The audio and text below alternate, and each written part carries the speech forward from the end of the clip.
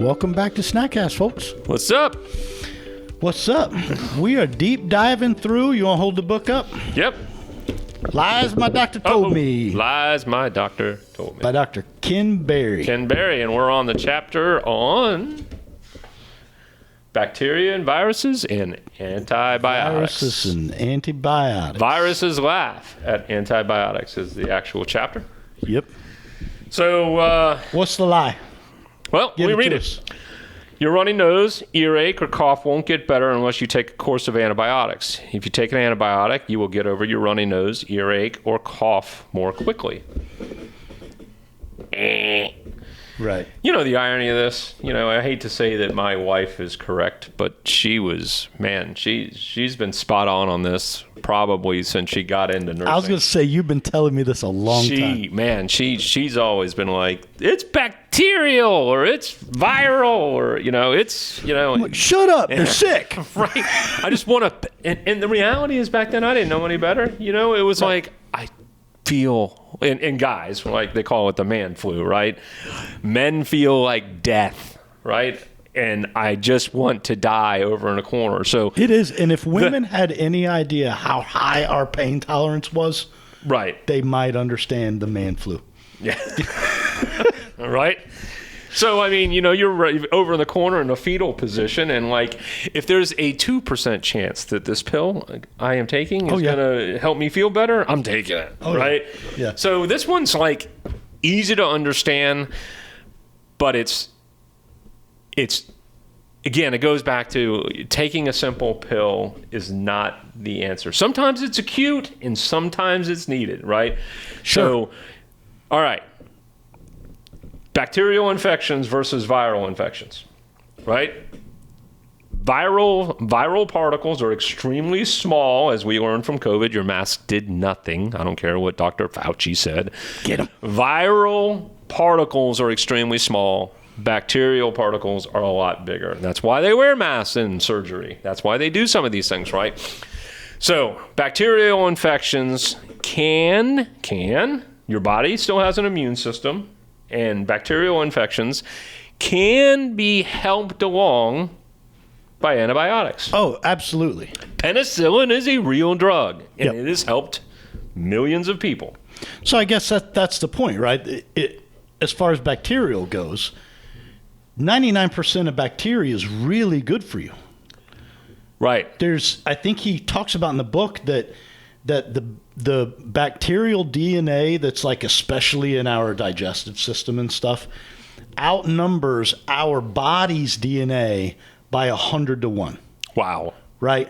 So the majority of bacteria are very good for us.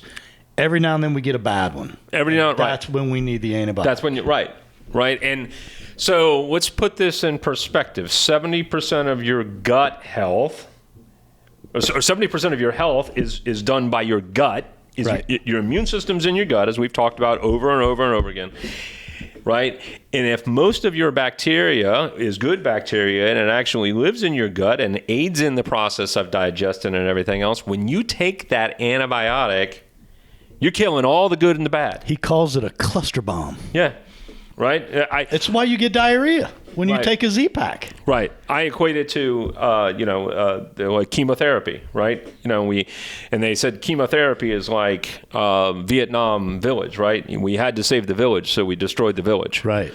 Right. That's what you're doing in your gut when you take antibiotics. Do you remember the analogy he used? That it's like killing the ant bed that's in your pasture and then coming out the next morning and all your cows are gone. Oh, yay. Right. Right. Same thing. Cluster bombing, killing the good and the bad. But again, there are some things that, penicillin was required. That antibiotics are very good when you get a really bad bacteria, and you need to treat that. But a viral load, a virus goes. Yeah, and I used to mention to you before, right? So I would call it even had today, acute asthma. I was extremely ill in my younger years. I don't want to say I've grown out of it. I think I've nutritioned out of it for the most part. And when I got a chest cold, right, it would start, even if it started as viral, I would get inflamed. And when you get inflamed, this thing becomes a bacterial safe haven, right? The nose, your phlegm, your lungs, they become bacterial safe haven. And all of a sudden, that viral infection became a bacterial infection. And if I didn't get an antibiotic, I'd have been in severe shape. Sure. Right? So I think what you're alluding to is there are times where like you've crossed over that point of no return, right? And you better get something in you in a hurry. He talks about one of the most common scenarios where the overprescribing happens, right? And he said it's the mother brings the kid to the pediatrician, and the pediatrician determines that it's a viral thing the kid's dealing with, and outside of those kind of complications will pass in 3 to 14 days. It will pass. Right. But he knows if he sends mom away with no perceived treatment, think placebo effect, right? Right.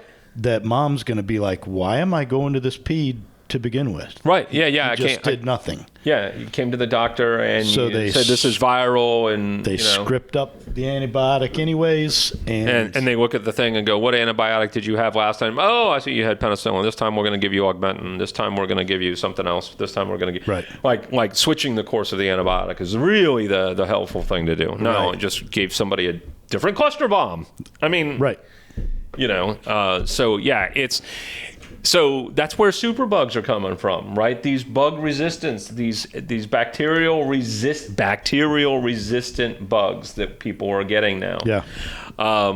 And it's dude, over hundreds of thousands of years, human beings have grown up dirty.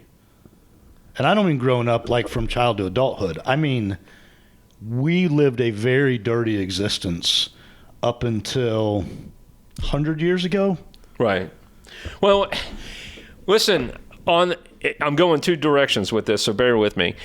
I think you're alluding to something. All the products that they put out on the market right now, the hand sanitizers, all this other stuff. Wash your hands. I'm like, guys, go to the bathroom, wash your hands. I'm not talking about that. I'm talking about the sprays. I'm talking about the gels. Oh my gosh, I got to put gel on. I got bacteria on my hands. Your whole hand is bacteria. I mean, like in 2 minutes more, you're going to be in more. You're creating. This is a soapbox for me. Work with me. Tell. Preach. You're going to cause yourself more damage than you can imagine. Like, I never understood that. You walk into the stadium and I mean, you're a stadium with 100,000 people. Come on. Yeah. I mean, number one, it's nonsense. Number two, you're doing damage. Dude, to the best ones, the ones at the bowling alley. Oh yeah. The spray in the shoes. You do it. Oh, they spray. Then you shove your feet in the shoes and your fingers in the bowling balls that some kid has wedged 14 boogers down in. So that's the first thing, right? The second thing was like with isolation and getting back to COVID with my soapbox. So all of the different isolation. Do you know what all the different staph infections and things that they are seeing right now in the hospitals because people weren't connected to other people? Like depleted immune. The viruses and the bacterial infections that are coming back now because we had the depleted immune systems because we weren't hanging out together. We weren't giving each other low levels of crap. Right? Stay home. And now, like, they don't have enough beds in the hospitals at all. And it's not COVID. It's all the other crap we should have gotten the last couple of years. So point being, number one, you can't stop this. You can only delay it. Right? If you get it, then you're gonna. If you try to stop bacterial infections or viral infections, it's only going to come back worse. That's it. No, I agree. I'm a big fan. I told my kids during COVID. I said, don't kiss anyone you don't know, and don't lick doorknobs, and wash your hands after you pee. Other than that, be normal. Other than that, go outside, play in dirt, get sunshine and vitamin D. Yeah. Like, literally, these are the good things, right? The iron and the dirt, the zinc. I mean, it's like, get dirty. So I want to touch on one thing that we can do naturally before we wrap this up, and it's probiotics, right? You can get them through various food sources. You can take a lot of yogurts and supplements. things, yeah. Yeah. So, yogurt can be complicated because of the dairy component for a lot of people, but find some probiotics that you can start mixing into your diet, and it will, naturally help keep the good bacteria strong. And they like the live bacteria ones, right? That's the, so, yeah. So I guess we need to touch on his homework. Yes. Right? He did get You don't believe him? You got Here's it? the research. No, you can get it. No, you got it. All right. So looks like 2 books. 10% Human, How Your Body's Microbes Hold the Key to Health and Happiness by Alana Colleen, PhD, 2016.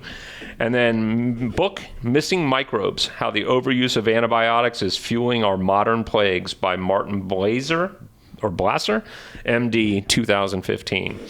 So again, this is a common theme throughout the book. You don't believe him. Here's a couple resources for you. By the way, don't believe him. Go do your own homework. Yep. Yeah. And if you don't believe him and you have proof, let us know. Right. We're certainly open to learning as much as we can learn. Yeah. So how do you do that? Email us at snackcast@yes.fit with any questions, comments, concerns. Stay moving. See ya.